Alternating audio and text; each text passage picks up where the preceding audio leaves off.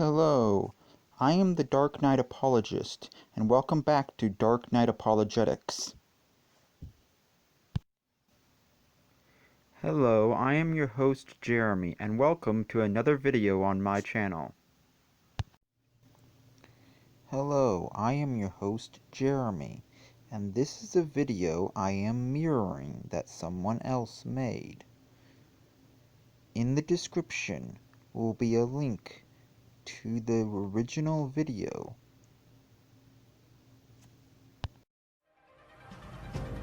Like it or not, for the moment, the earth is where we make our stand.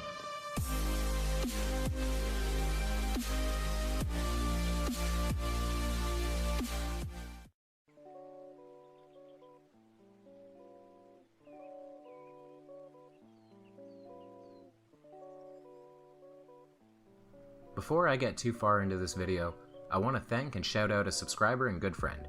His name is Jeremy, though he goes by the slightly more wordy username of BatmanFanForever08. He is a devout Christian and a promoter of truth. He works extremely hard to show that Christianity does not in fact agree with the flurfers. He helped immensely with this video, and I want to thank him for that, and also point out that he's continuing to do good works on his own channel, creating a whole series of biblical proofs of the globe and refutations of the giant pizza. If you're a Christian who is, like most Christians, sick of flat earthers attempting to usurp your faith, check out Jeremy's channel in the description and drop him a sub. So, the Bible and flat earth. This is a difficult subject. Not only do most flat earthers tend to be religious, but the vast majority of skeptics and flat earth debunkers tend to be atheistic, agnostic, or otherwise non-religious.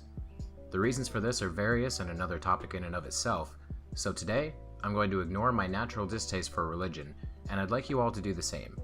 What I want to stress in this video is the majority of modern Christians do not buy into the flat earth lack of theory, and if they are so inclined, they can find ammunition against this sickness within their own good book. So, without further ado, let's go over 8 biblical words and phrases that flat earthers use completely wrong. Number 1. Firmament. The biggest and most important. There's no consistency to flat earth, hence why I detest calling it a theory. Some don't believe in the firmament, but most do.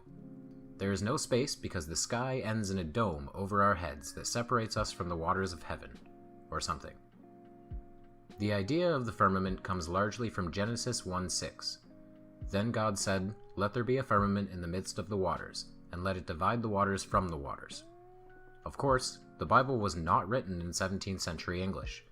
It's important to remember how many times the Bible has been translated, from what languages, by who, during what time period, and for what reasons. The word firmament is anglicized from the 4th century Vulgate word firmamentum.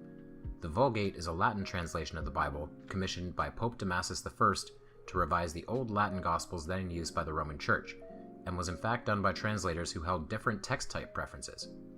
Firmamentum was used to translate the Hebrew rakia, which I'm probably pronouncing wrong.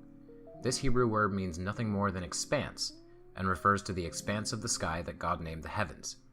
The further back one goes, the less evidence there is that this verse was ever in fact referring to any sort of solid object above our heads. The firmament, simply put, doesn't exist and was never posited to exist. Number 2. The four corners of the earth. Isaiah 11:12 says, "And he shall set up an ensign for the nations, and shall assemble the outcasts of Israel, and gather together the dispersed of Judah from the four corners of the earth." Of course, the implication here is that this must depict a flat earth, as a spherical earth categorically cannot have any corners. However, the word translated as corner is the Hebrew word kanap, which like many Hebrew words can be used in a variety of ways. In general, kanap is most frequently used to simply mean an extremity. The same word is translated as borders in Numbers 15:38, and in Job 37:3 and 38:13 as ends. If one wants to argue that this time the intention was to convey corners, then there are issues to contend with. Here are 5 different Hebrew words which more specifically refer to corners that could have been used, and yet were not. Until the question of why they were not used, and kanap was, I maintain that the intention was simply to refer only to the extremities of the world. 3. Ends of the earth. The phrase ends of the earth appears 28 times in the King James Bible. Of course, a spherical Earth has no ends, but a flat one would. However, Bible literalists tend to forget that idioms exist, and still existed back then. To explain for anyone who may not know, an idiom is a collection of words used in a way not deducible from the individual words themselves. For instance, the phrase "lend me your ears" has nothing to do with the literal borrowing of someone's ears. Additionally, putting one's foot in one's mouth refers to unintentionally saying something offensive or stupid. Every language in history has made use of idioms, and one of the difficulties of them is that they frequently do not translate well in other languages. For instance, this Russian phrase translates as "where the crawfish hibernate," and makes no sense to anyone who doesn't know about the fate of peasant criminals who were sent into freezing water and frequently died to retrieve shellfish for their Russian landlords. Ends of the earth is an idiom as well. It is intended to refer to the uttermost reaches of the inhabitable world, and is in fact sometimes used to refer to the people who inhabit these remote places, as seen in Psalms 67:7 and 98:3. Number 4. Pillars of the earth. Samuel 2:8 states that, "For the pillars of the earth are the Lord's, and on them he has set the world." This would seem to conform to ancient Hebrew cosmology in which the earth sits on pillars above Sheol, a place of punishment for the dead. However, it's very likely that the verse in fact refers to metaphorical pillars, as in foundational morals to live by, or even the princes of the world, or civil magistrates, who are frequently referred to as cornerstones and shields of the earth, because they are the means of cementing, supporting, and protecting the people of the earth. This notion is especially reinforced by the fact that Samuel 2 is a prayer being recited by an infertile woman who is asking God to bless her with a child. A good counter to Samuel 2:8 is Job 26:3, in which the earth is described as being hung upon nothing, which, I don't know about you, but that sounds like a sphere in the middle of empty space to me. Number 5. Circle. This is a classic for Bible flurfers. Isaiah 40:22 states that "it is he who sits upon the circle of the earth," referring to God's place in the heavens above the earth.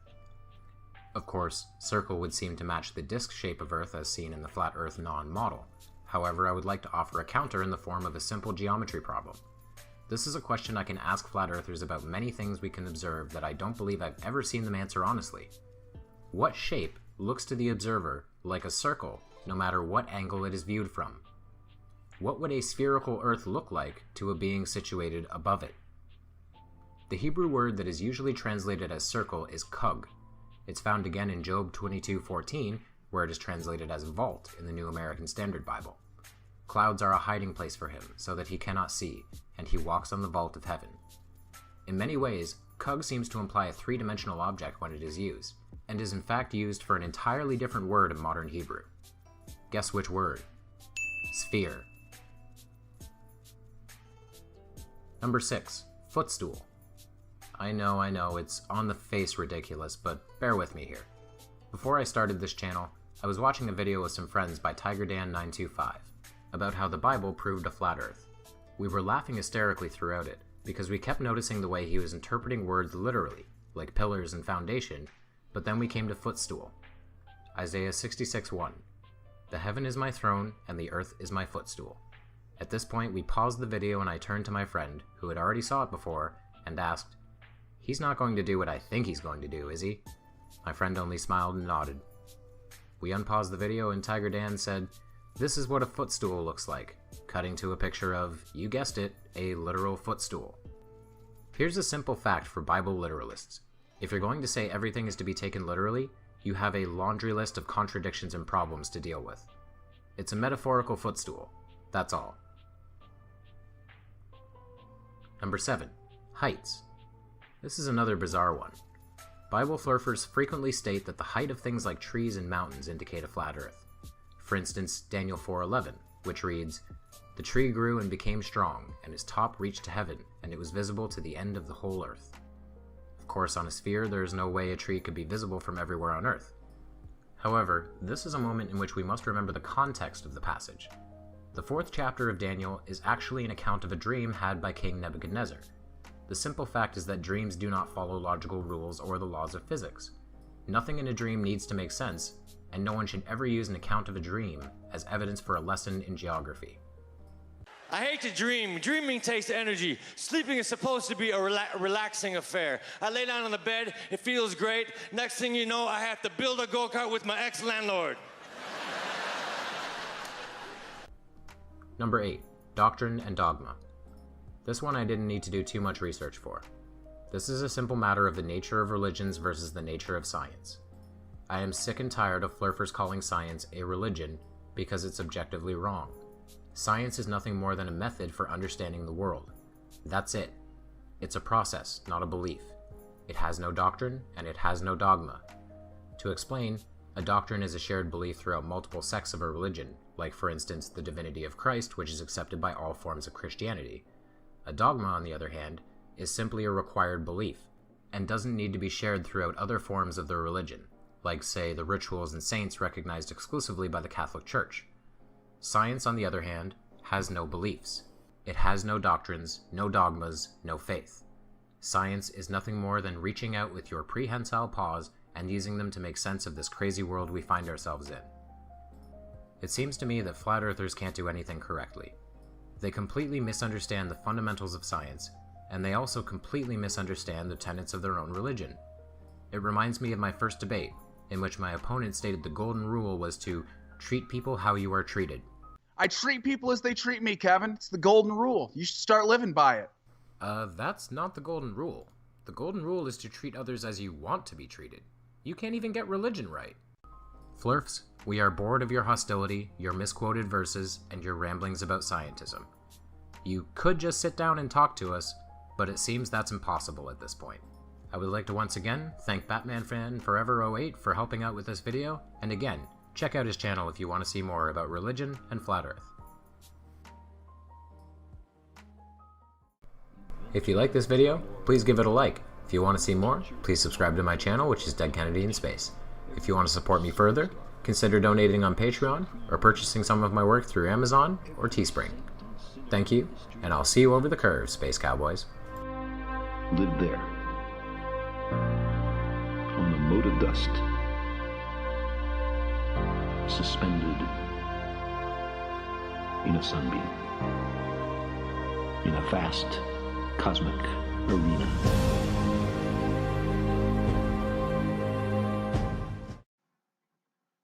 Hello. Don't forget to join my Discord. Link in the description. Join my Discord. Link in the description. This is the Dark Knight Apologist, and I just wanted to say, see you next time.